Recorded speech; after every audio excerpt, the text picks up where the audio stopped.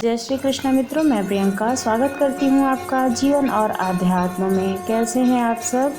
उम्मीद करती हूँ आप सभी लोग अच्छे होंगे। मित्रों, जैसा कि आप सभी जानते हैं कि इस समय मैं कल की पुराण के सारे अध्याय आप लोगों के समक्ष प्रस्तुत कर रही हूँ, जिनमें से मैंने 4 अध्याय आप लोगों के समक्ष प्रस्तुत कर दिए हैं। आज 5वां अध्याय है, तो चलिए अध्याय शुरू करते हैं।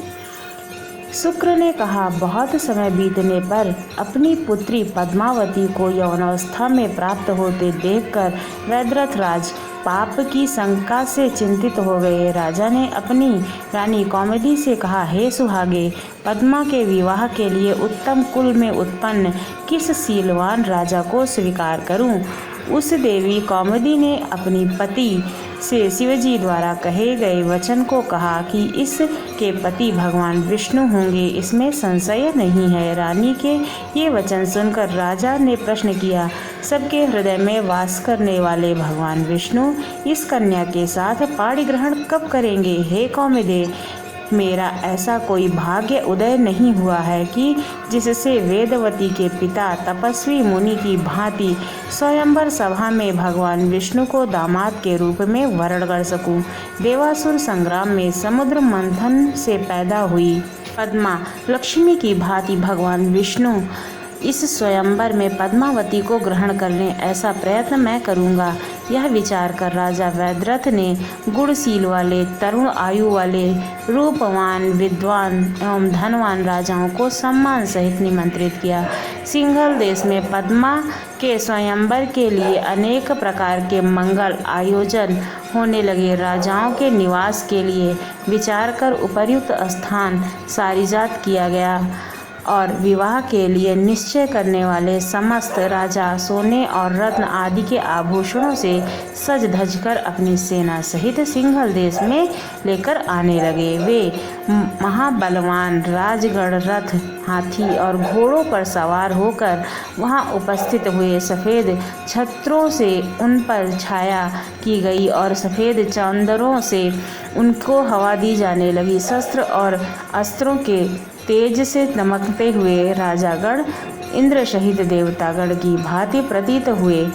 रुचिआश्रय, सुकर्मा, मंदिराक्ष, इंदाक्ष, कृष्णसार, परध, जीस, कुरमर्दन, काश, कुशाम्बी, वाशुमान, कंक, क्रथन, संजय, गुरुमित्र, परमार्थी, जिज्ञासु, सृजय, अक्षम तथा अन्य बहुत पराक्रम वाले राजागण सिंघल देश में इकट्ठे हुए।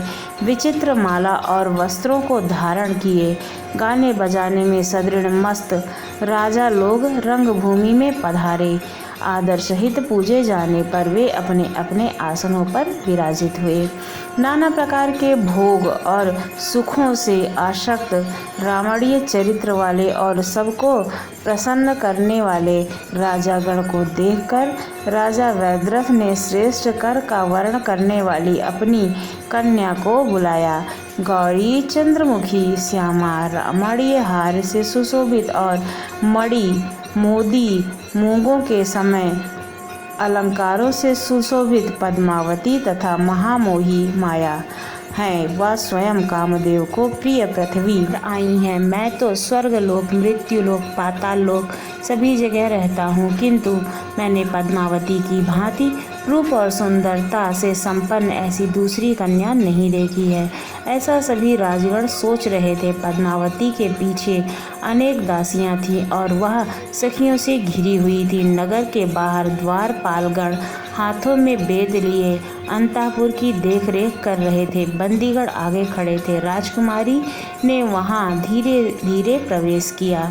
गुरुओं और किंकिणी की संसार को मोह लेने वाली ध्वनि करती हुई वहां पधारे हुए राजाओं के कुलों के बहुत से शील तथा गुणों को सुनाती हुई हंस जैसी चाल वाली, रत्नों की माला हाथ में लिए हुए, सुंदर अंगों को चलायमान करती हुई और कटाक्ष से देखती हुई, चंचल कुंडलों वाली, केशों के समूह के हिलने से गर्दन की अपूर्व शोभा दिखाने वाली, सुंदर मुस्कान वाली, खिले हुए मुख वाली और दांतों की चमक वाली, वेदी के समान मध्य अंग में लाल और रेशमी वस्त्रों वाली, कोयल जैसी मीठी बोल वाली, अपने रूप और सुंदरता के तीनों लोगों को मुग्ध करने वाली, ऐसी मन को मोहने वाली कामिनी को आया हुआ देखकर समस्त राजा कामदेव के वश में विवित हो गए, अर्थात ठगे से रह गए और उनके वस्त्र शस्त्र आदि पृथ्वी पर गिरने लगे।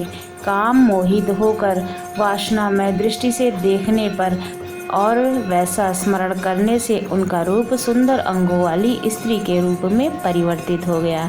ये स्त्रियां बड़े नितंब वाली, स्तनों के भार से झुकी सुंदर कमर वाली थीं, विलास युक्त हंसी वाली, व्यासना की चतुराई वाली, सुंदर मुख वाली और कमल जैसे नेत्रों वाली स्त्री के रूप में अपने को देखकर राजागण महर्षि सहेली के वेश में पद्मा जी के पीछे चलने लगे। पद्मा जी के विवाह का उत्सव देखने के लिए उत्सुक मैं निकट के एक वन के वृक्ष पर बैठा था। राजाओं ने स्त्री रूप धारण किया। यह दृश्य देखकर पद्मा जी के हृदय में बहुत शोक और विलाप करने लगी। मैं उनके विलाप को सुनने के लिए बैठ रहा। हे संसार के स्वामिनी, मंगलमय विवाहोत्सव के इस प्रकार समाप्त हो जाने पर पद्मावती मन में स्मरणगत की रक्षा करने वाले शिव जी का ध्यान कर जैसे ही दुखी हुई, मैंने उन्हें सुना। हे कल्की जी, उस करुणा से भरे विलाप की कथा को आप सुनिए। पद्मावती ने देखा कि सभी राजागण उनको देखकर हाथी घोड़े रथों को छोड़कर स्त्री रूप धारण करते हुए सहेली बन उनके साथ साथ चलने लगे थे।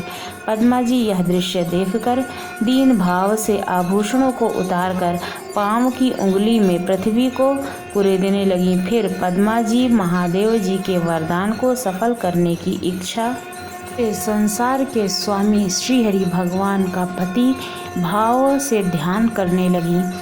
फिर सुक जी कहते हैं, फिर अपनी सहेलियों से घिरी हुई विस्मित मुख वाली पद्मा जी पति रूप में श्रीहरि भगवान का ध्यान करती हुई पास में खड़ी विमला नाम की सखी से बोली, हे विमले, क्या विधाता ने मेरे भाग्य में यही लिखा है कि मुझे देखते ही पुरुष स्त्री बन जाएंगे? हे सखी, जिस प्रकार रेगिस्तान में बोया हुआ बीज बेकार हो जाता है, उसी प्रकार मंद भागिनी पापिनी मेरी भी शिव जी की जो पूजा की थी, क्या वो व्यर्थ जाएगी? लक्ष्मीपति श्रीहरि भगवान सारे जगत के अधिपति और स्वामी हैं। मैं यदि उनको अपना पति बनाने की अभिलाषा करूं, तो क्या वे संसार के स्वामी मेरे पति होने की इच्छा करेंगे?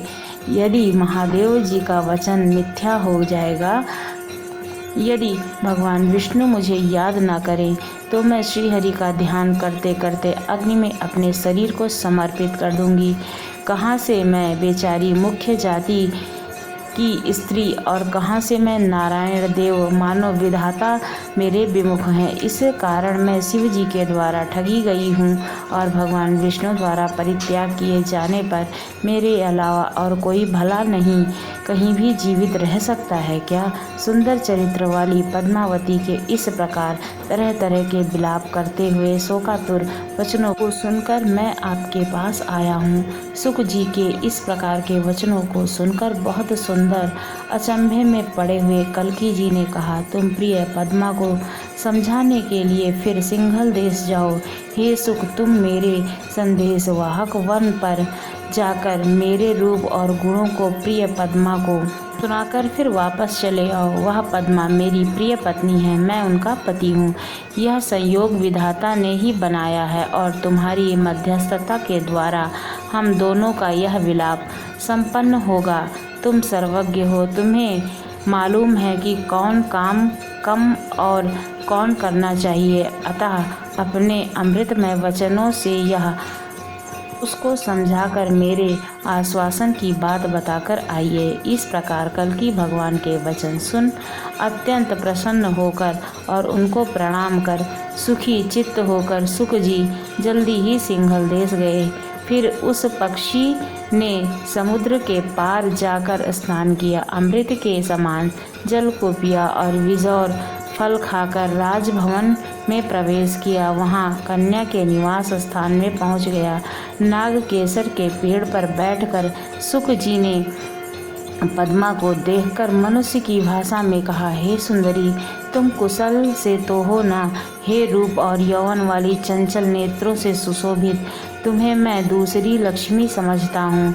तुम्हारा मुख कमल की भांति है, तुम में कमल की सी गंध है, तुम्हारी आंखें कमल के समान हैं, तुम्हारे हाथ भी कमल के समान है। हे हाथ में कमल वाली, अपने इन सब लक्षणों से तुम दूसरी लक्ष्मी प्रतीत होती हो। हे सुंदरी, क्या विधाता ने सारे संसार के रूप और सुंदर की संपदा इकट्ठा कर स्वयं सब प्राणियों को मोहित करने वाली तुम्हें बनाया है। सुख जी के अत्यंत सुंदर वचन सुनकर कमलों की माला धारण किए हुए वह पद्मा देवी हंसकर उस पर से बोली, तुम कौन हो, कहाँ से आए हो? क्या तुम सुख रूपधारी देवता हो या दैत्य हो? तुम दयावान होकर किस कारण मेरे पास आए हो? सुख बोले, मैं सब कुछ जानने वाला हूँ, अपनी इच्छा से सब जगह घूमने वाला हूँ, सब शास्त्रों के तत्व को जानता हूँ, देवताओं, गंधर्वों और राजा की सभा में पूजा जाता हूँ। हे आकाश में अपनी इच्छा से घूमता हूँ, हृदय में दुख लिए भोगों के सुखों को त्यागने वाली श्रेष्ठ मानवी, तुम्हें देखने के लिए मैं यहाँ आया हूँ। तुमने हंसी मजाक सखियों के साथ और शरीर के आभूषण त्याग दिए हैं, इस तरह तुम्हें देखकर मैं दुखी चित्त हो। तुम्हारी कोयल जैसी बोली से भी मीठी तथा कोमल वाणी से तुम्हें संताप का कारण पूछता हूँ। तुम्हारे दांत, होठ और जीभ से निकले हुए उस शब्द जिसके कानों में पड़े हों, उसकी तपस्या का वर्णन कहाँ तक किया जाए। तुम्हारे सामने सिरस के फूलों की कोमलता भला क्या है? चंद्रमा की भांति तुम्हारे सामने क्या ठहरती है? और विद्वान लोग जिस ब्रह्मानंद की प्रशंसा करते हैं वह अमृत तुम्हारे सामने क्या है? अर्थात तुम्हारी तुलना में ये सब चीज़ें कहीं नहीं टिक सकती। जो तुम्हारी बाहुमुखी लता यानी भुजाओं के बंधन से बंधकर तुम्हारे चंद्रमुख के अमृत को पिएगा, भला उसको व्यर्थ में तप, दान, जप से क्या प्रयोजन है? तिलक और बालों से मिश्रित अर्थात शोभित चंचल कुंडलों से मड़ित चंचल नेत्रों वाली तुम्हारे सुंदर मुख को देखने से फिर से जन्म नहीं होगा। हे वैद्यरथ की पुत्री, तुम्हारी मानसिकता व्याधि का क्या कारण है? बताओ। हे भागिनी, बिना किसी रोग से तुम्हारा यह शरीर तप से दुर्बल हुआ जैसे दिखाई देता है। धूप से गंदी हुई सोने की तुम्हारा यह शरीर मलिन क्यों हो गया है? पद्मा जी बोली, जिसका भाग्य ही उल्टा है, भला उसके रूप से, कुल से, धन से, ऊंचे वंश से क्या मतलब? अर्थात हे सब बेकार हो जाते हैं। हे सुख, मेरा हाल यदि तुम ना जानते हो तो सुनो। मैंने बाल्यकाल, पौगंड्यकाल यानी कि 5 साल से 16 वर्ष तक के बीच की अवस्था, किशोर काल में शिव जी की पूजा की थी। उस पूजा से संतुष्ट होकर पार्वती जी सहित शिव जी ने कहा था, हे पद्मे, तुम वर मांगो। अपने सम्मुख मुझे लज्जा से नीचे के मुख किया और खड़ा हुआ देखकर शिव जी ने कहा था, तुम्हारे स्वामी श्री हरि नारायण भगवान विष्णु होंगे। चाहे कोई देवता हो या राक्षस हो या वनवासी हो या गंधर्व हो, जो तुम्हें पाने की चेष्टा करेगा, कामना करेगा, वह स्त्री के रूप में आ जाएगा, इसमें कोई संदेह नहीं। इस प्रकार वर देकर भगवान शिव ने विष्णु भगवान की पूजा का प्रकरण जिस प्रकार बताया था वह भी मैं तुम्हें बताती हूँ। तुम सावधान चित्त से सुनो। हे जो सखियाँ हैं, पहले ये सब राजा थे।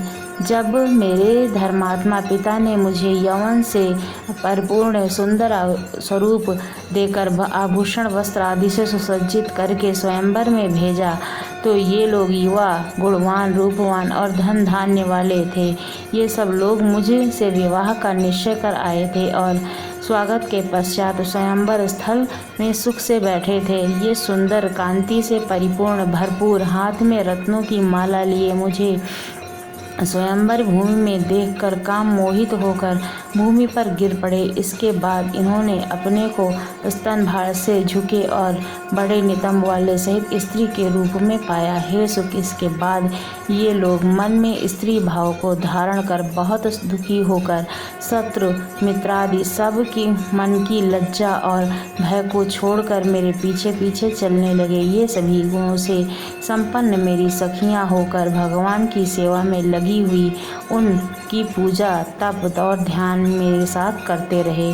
अपनी मानसिक इच्छा के अनुसार कानों को सुख देने वाले ये वचन सुनकर सुख जी ने कथा के उचित प्रसंग से पद्मा जी को संतुष्ट किया। इसके बाद भगवान श्री हरि की पूजा से संबंधित बात उठाई। यहीं पर हमारा ये अध्याय समाप्त होता है।